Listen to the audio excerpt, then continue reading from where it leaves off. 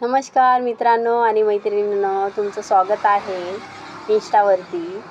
तर मला सांगायचं आहे पुरुषांचं कडू सत्य.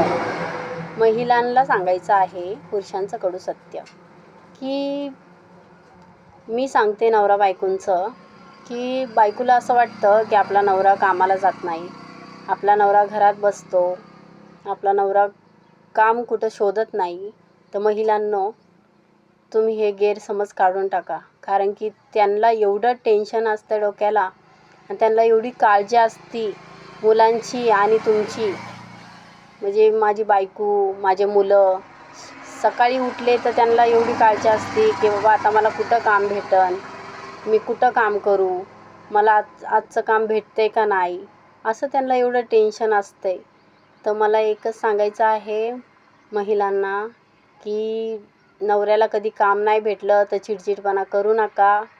एक दिवस नाही भेटलं तर दुसऱ्या दिवशी भेटून जाईन, पण जरा समजून घ्या नवऱ्याला. चिडचिडपणा करू नका की कामाला नाही गेले म्हणून राग धरू नका.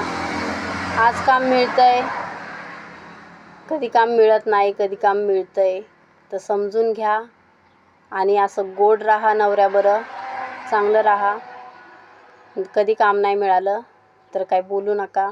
एवढीच माझी विनंती आहे, की ते लोक खूप करतात आपल्या बायकोसाठी आणि मुलांसाठी.